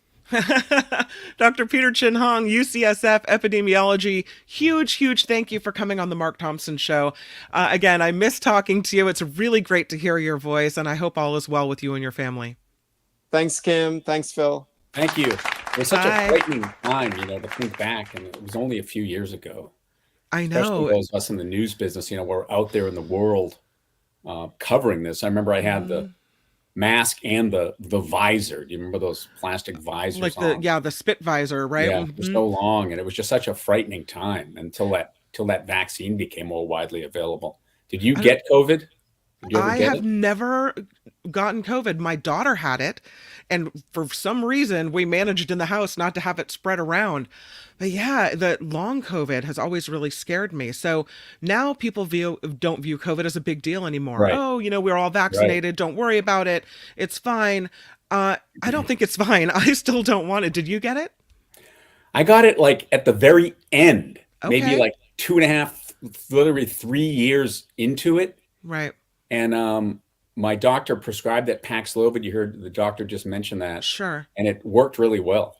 Yeah. So I wasn't hit too badly, but thank goodness. Yeah. I mean, I remember thinking I'm going to get this, and I could die because remember that in the middle of it, there was all the stories we were all doing about hospital emergency rooms were backed up and people are waiting, 8 hours in an ambulance outside for a bed. And, your mind immediately goes to the worst. I mean, and it brought back memories because on the protesters that we've been seeing on the campuses, we're all wearing those masks, the medical masks. Because they're in close quarters to each other. Yeah. And I don't think it's because they're concerned about, exposure to infectious disease. You think of their identity? Yeah, but it doesn't really hide their identity. But it just brought all that back, seeing all those masks again.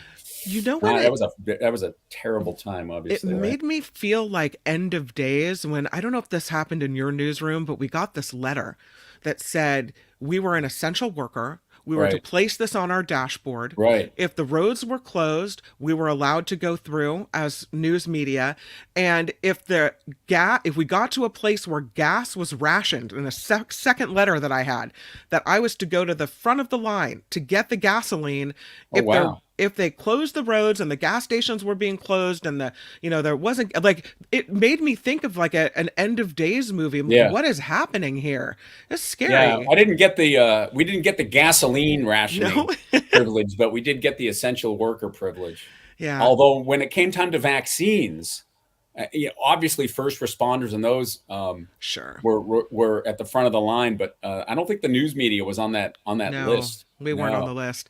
No, we were duking it out with everybody else trying to get our spot at CVS or wherever you get your vaccines. And then remember when they first started doing the vaccines, like in the parks and so forth, through the health department or the fire department, and then there'd be some left over at the end of the day that they had to use because they a certain amount of vials, and you had to, and if you were lucky people enough that would, go on the, in the standby line and wait for hours and hours. God, that was a frightening time. It was. It's just, and it wasn't so long ago. And so when Dr. Peter Chin Hong said, we need to dust off the pandemic protocols, I'm like, dust them off.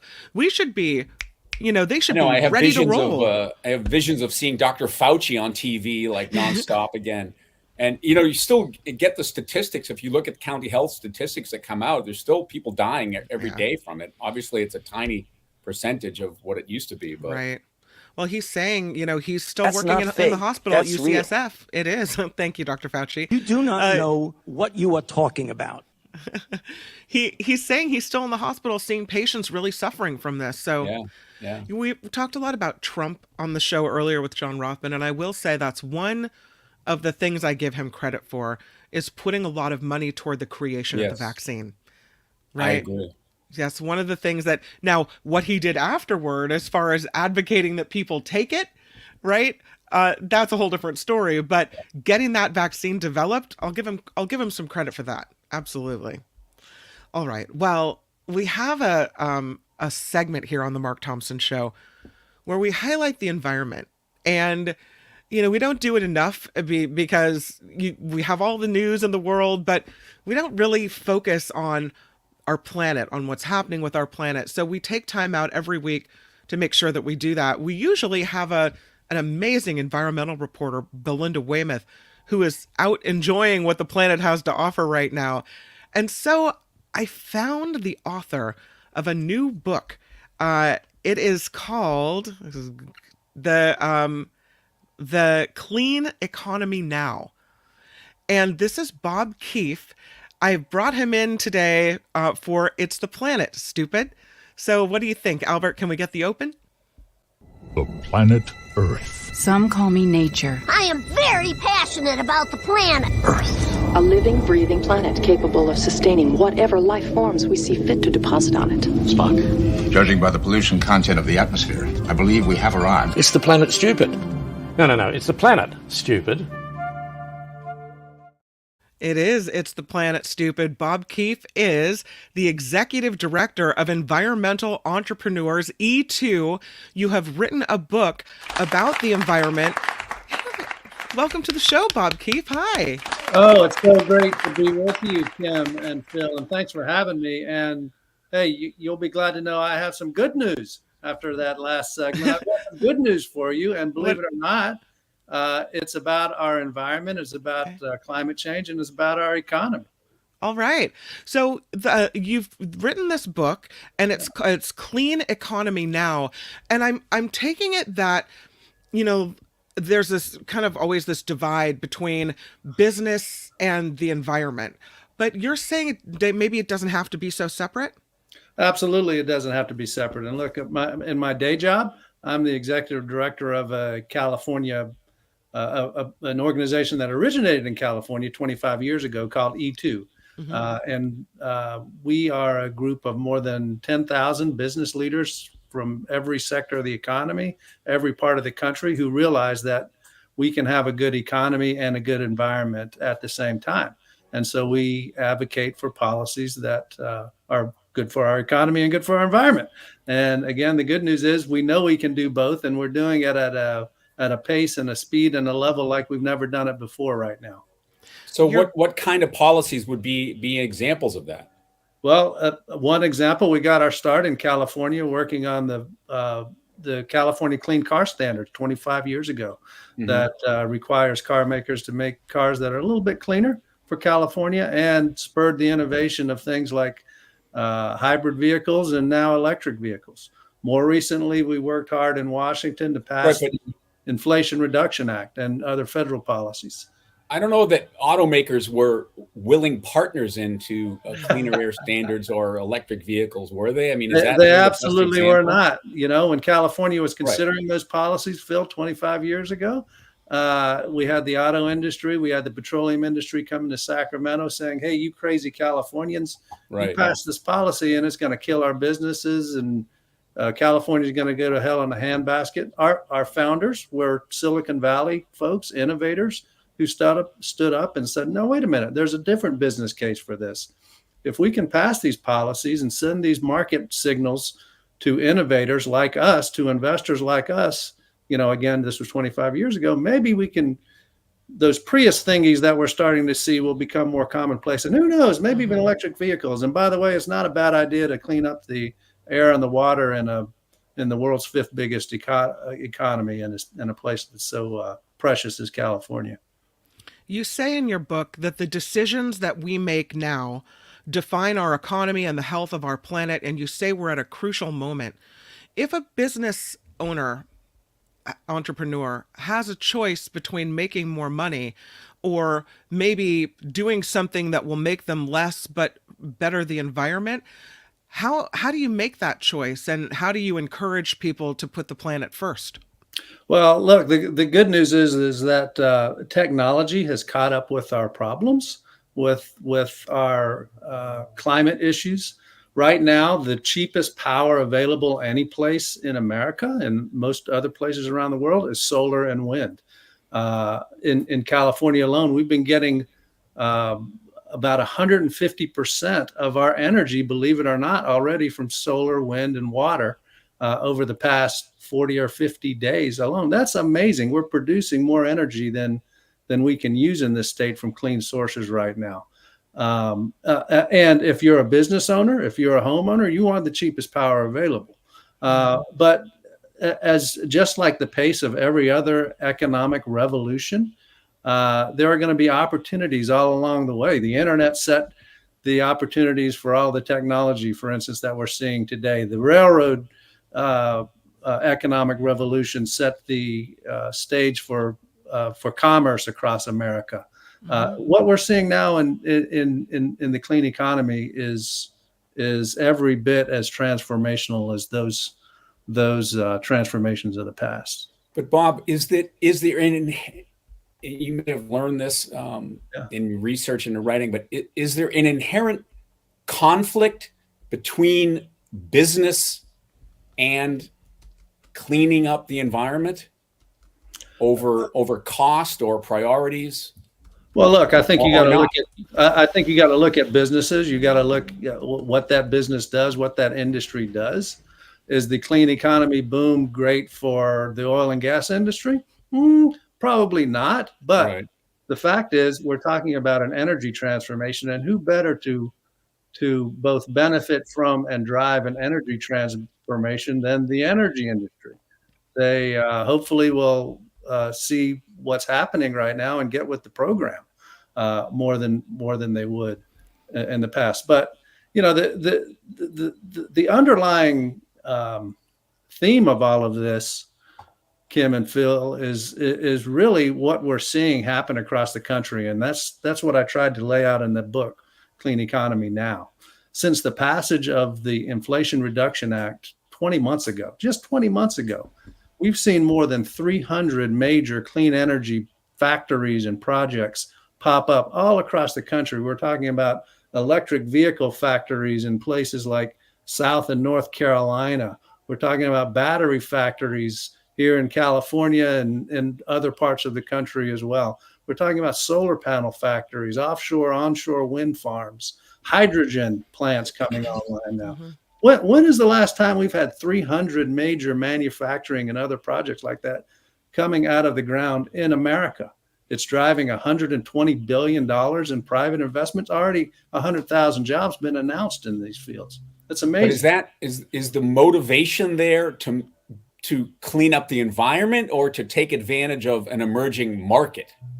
I think the answer is yes. It's an emerging market, and it is cleaning up the environment. So it's kind of a win-win. I believe it is. I believe it is.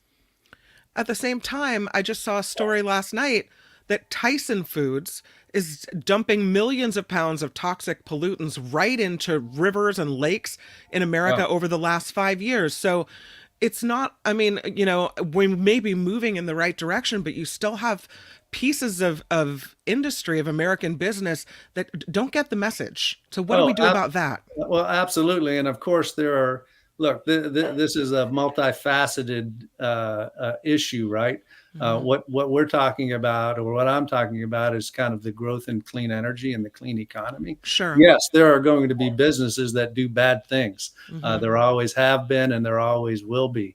We need strict and strong regulation and oversight to try to protect the rest of us from those bad actors, just like we do in every other segment of our society, for sure. Your book has a foreword written by former California Governor Arnold Schwarzenegger, right, who maybe I disagree with him on a lot of things, but I think he gets it right on the environment. So that's exciting to see that he's supporting your efforts here. Well, yeah, absolutely right. And, you know, my organization E2 worked closely with the governor back when he was in office on what then were some of the biggest and most important climate policies ever passed in America. And as a result, that drove a lot of the clean energy growth that we've seen here in California, in solar and wind and electric vehicles, and helped create some of those 500,000 or so jobs that we have in clean energy in this state now. I really wanted the governor to do the forward for this book for another reason, though. It's because he's a Republican, and he got all of this done in a Democratic state. Yeah. And it just goes to show that, you know, there shouldn't be anything partisan about this. There shouldn't be anything political. These aren't red state jobs. These aren't green state jobs. These are red, white, and blue jobs. And it's affecting and benefiting the economy nationwide, and affecting and benefiting our economy, our environment nationwide and globally. So is there a business leader that you would, I know in your book you talk about a lot of them, but that for our listeners, for our viewers, that you would want to single out as sort of the key player in all of this, or maybe one or two? Well, I don't know that there is a key player. Look, my organization, again, is 10,000 business people who realize that we can have a good economy and a good environment. That's indicative, just like there are everyday folks who care about the environment more than others, there are business people that care about the environment more than others. And oftentimes they're willing to step up and do something about it. Certainly, we've seen some great leadership from the likes of Bill Gates, for instance, with all of the work that he's doing in clean energy right now. Other companies are leading the way for sure. But really, it's opening opportunities for business people and everyday citizens in so many ways. It seems like we're paying more and more and more for power, especially in Northern California with PG&E power rates. They keep going up. I'm assuming it's similar in Southern California. I'm wondering if clean power means we're going to pay more, and that's just the way of the world. Well, the answer is no. Yeah. And we're conflating a couple issues when we're thinking about why power costs so much in California. It doesn't cost so much because we're shifting to cheaper sources like solar and wind. It costs so much because of the economic cost of climate change, frankly, and every utility now having to pay bazillions of dollars to because of the horrific fires, for instance, that got started because of out-of-date transmission lines in California, the cost of burying those lines underground to prevent fires, catastrophic fires in the future, the cost of cleaning up fossil fuel plants, whether it's gas pipelines that broke in the middle of the state or plants that are going down. Those are the costs that are driving up our energy costs. It's not shifting to a cleaner or a cleaner and cheaper source of energy. Can I ask you a related question that I'm sure that you have an insight into? That you can ask me anything. I don't know if I have insight into it. All right, I have many questions to ask you. But first of all, I've covered this story so many times. Gasoline prices. Yeah. Why are gasoline prices so high in California? And is it simply because they can charge what they want and get away with it, and demand continues to be strong? Or well, I'm not the expert here. What I would say is that yes, part of it is frankly simple supply and demand. We have more cars in California than any place in the country, and there's more demand for gas than ever here. There's also a small and outdated number of refineries, right? Which makes it so we always hear about, gas prices went up another $1 or something because some refinery shut down. Well, that's why. All right. I know you're not an expert in that area. I didn't mean to put you on the spot, but the other question is one of the ongoing issues in Southern California, of course, is water, the water supply. So I know that they're incredibly expensive, but why don't we have more desalination plants? Yeah. Well, two things. First of all, back to cars for 1 minute. The good news is we're finally getting some choice in that, right? We don't have to fill up at the gas station all the time anymore. I bought an EV back in October, and I'm not missing going to the gas station and paying $100 to fill it up. How much was it? It was just shy of $50K, which is about the same price of a gas powered car right now. Yeah. True. Yeah. And I pay, I think maybe $12 to fill it up when I plug it in my garage at home. So, there's that. No, to your question about desal, I happen to live in Carlsbad, California, which has the only major desal plant in the state, I believe. But you're right. A lot of it's very expensive to do desal. And it's not exactly environmentally friendly when you suck all that ocean water in and all the plants and animals and critters that are in it and run it through a big series of pipes like you're looking at there. So there's that part of it. We have to do everything we can to address this climate crisis. We have to look at technologies like this, and we need to figure out how to make it cheaper and better and more environmentally responsible. And we have to look at addressing the root cause of why we have less water, for instance, which is because of droughts and other issues related to climate change. I was reading in your book that you say that our wind energy in America will double by 2030. That's not so far away. Not so far away. And we are building a lot of wind right now, which is a good thing. Yeah, that's incredible lead time on those. I mean, I know just following what happened off the coast of Massachusetts. I mean, we're talking about decades of back and forth, right? Because wherever you want to build a wind farm, there's going to be objections for environmental or aesthetic reasons. That's right. Absolutely. And especially when it comes to offshore wind, we're seeing some challenges there right now. But look at where wind is happening also right now. The biggest wind state in the country right now is Texas. Mm-hmm. And if you've ever driven in Western Texas, you see a hell of a lot more wind turbines out there than you see oil rigs these days, believe it or not, because it's a booming industry. Look at a place like Iowa. Iowa was the leader in wind energy for a lot of years, frankly, because a Republican governor up there, Terry Branstad, decades ago, passed the first renewable portfolio standard in the country that required utilities to get more of its energy from wind. So yes, 2030 is not that far away. Yeah. Fortunately, we finally are having policies in place that are going to spur some of this growth.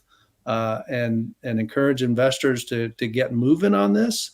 But we don't have a lot of time to waste. So give our viewers some inside stock tips. What should we be investing in? Can't do that. I don't do stock tips, but when you look at the growth in the clean energy industry, look, for a number of years I was a technology journalist and I covered Silicon Valley, and the thing about Silicon Valley, yes, there are their ups and downs, and we had the dot-com boom and the dot-com bust, and then the dot-com stabilization, if you will. We're still in the original or the beginnings of this economic transition in clean energy, but there's going to be a lot of opportunities for investors and others. Do you happen to know a gentleman by the name of Mark Tursick? Don't think I know that Former name. CEO of the Nature Conservancy. Okay. He wrote a really interesting book called, just looking it up here, right here. Nature's Fortune: How Business and Society Thrive by Investing in Nature. That there might be some overlap there with your book. Yeah. You brought up Texas, and they've been having a lot of stories pop up about their book bans, and some of the books apparently have been banned because they don't speak enough about they say bad things about the oil industry in Texas, and that's something that's important to them, and so they don't want anything negative about that. Yet you just say Texas is now becoming one of the biggest states for wind power production. And so how do you, pry from the cold, dead hands of entrepreneurs and business people there that are so invested in traditional, oil production and all of these things, and have them shift over to something that's better for the world? Man, I thought you were going to tell me my book got banned in Texas, which no. would have been a badge of honor, perhaps. I don't know. Well, look, look at a place like Houston, right? The oil industry capital of the country, if not a lot of the world. In Houston, there was just a couple years ago a new, a technology incubator popped up in that city, specifically because there's been such a tremendous growth and interest in clean energy by companies around there. These are the traditional oil companies and the suppliers to those oil companies. These aren't emotional decisions that companies are making. They're quite naturally business decisions that they're making.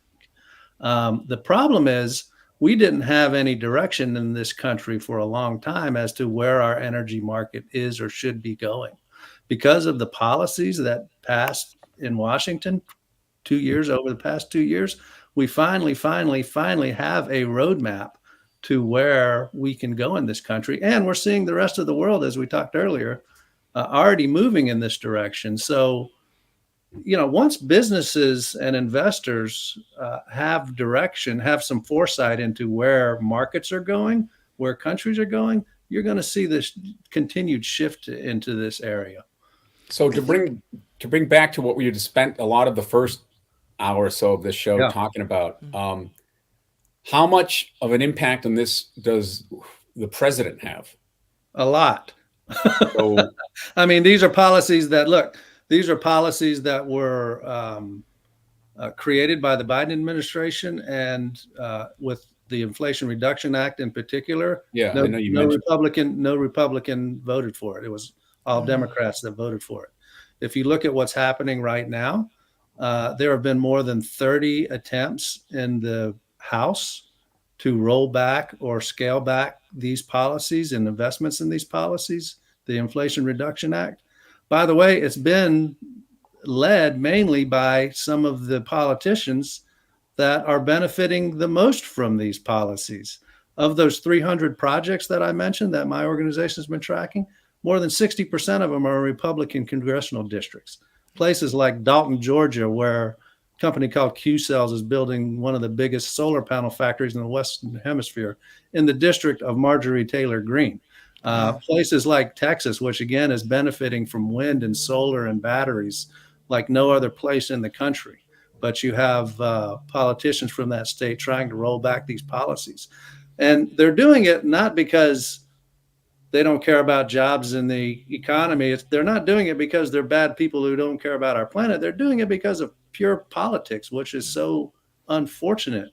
And it's most unfortunate because it's not going to hurt liberal tree huggers in San Francisco or New York City. It's going to hurt working people in places like Dalton, Georgia, or West Texas.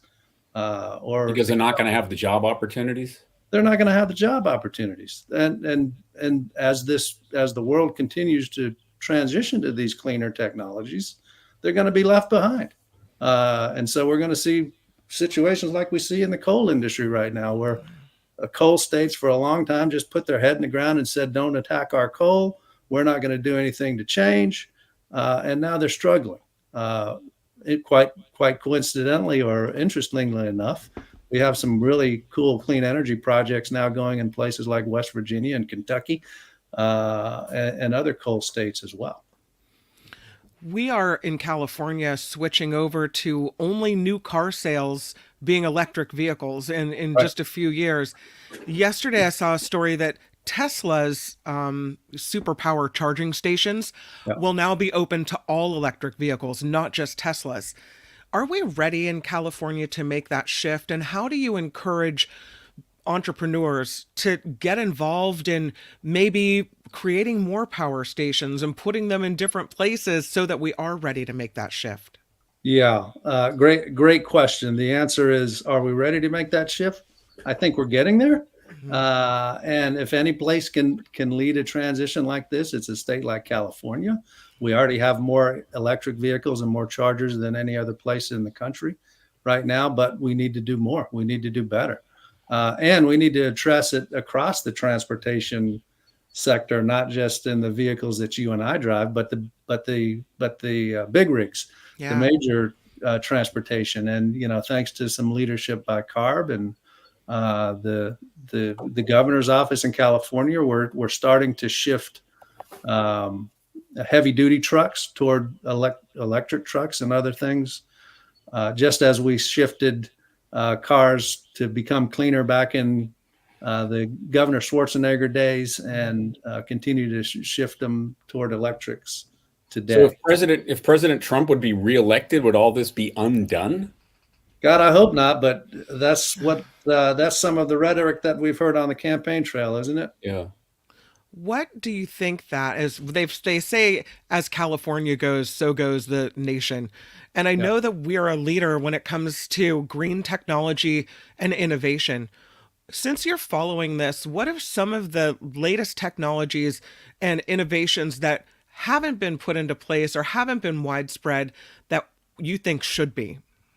Well, again, I think we're just starting to see some really cool innovation. When I was a technology reporter in Silicon Valley, I remember Steve Jobs coming out one day with a little thing and said, someday you're going to have 100 songs in your pocket. And, the next year he came out and said, someday you're going to be taking pictures with your cell phone. And we're sitting there as journalists scribbling this down. It's like, why the hell would I want to take pictures with my phone? And by the way, I got a great CD collection. Why would I want to put it all on this thing, this iPod or phone or whatever? Right. But California led that. And the innovation that we're just now starting to see, not just in electric vehicles, but think about how quickly we've come and how far we've come in EVs in just a few years' time. Think about how relatively quickly we've come with solar panels, which were invented just 50 years ago, I think, maybe 75 in this country, but really haven't really taken off until the past decade or so. Think about how quickly we moved on those, and then think about what we can do with batteries. And where we're going with batteries and storage, not just batteries, but things like pumped hydro storage, where you have a lake at the bottom of a mountain and a lake at the top of the mountain, and you pump water up when electricity is cheap, or when you can do it with the sunlight. And when the sun goes down, you run that water down through turbines and it creates electricity. I mean, the innovation that we're going to see unleashed because of these game-changing policies Yeah. And because our climate and our economy demands it, is we're just starting to see that right now. Bob Keefe, the book is Clean Economy Now, Stories from the Front Lines of an American Business Revolution, the foreword by former Governor of California, Arnold Schwarzenegger. Huge success with the book. Thank you for coming on and sharing it with us. And I really appreciate what you're trying to do. So great to be with you. Thanks for having me. Yeah, thanks for coming on.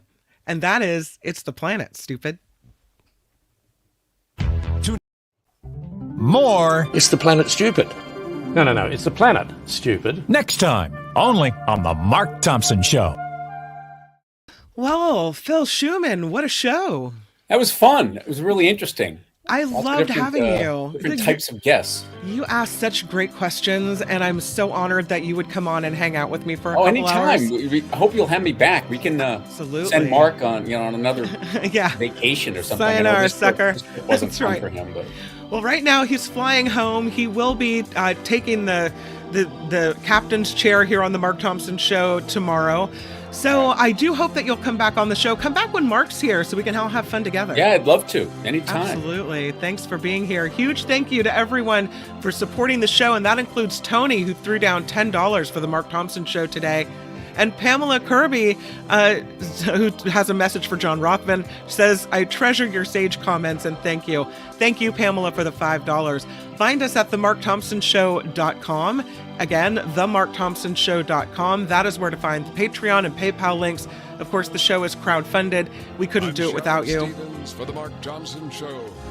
Bye-bye. Bye-bye. And thank you for being here. Join me next on the After Party Live. Bye-bye. See you tomorrow. Bye, everybody. Thanks, Phil. Thanks, Albert.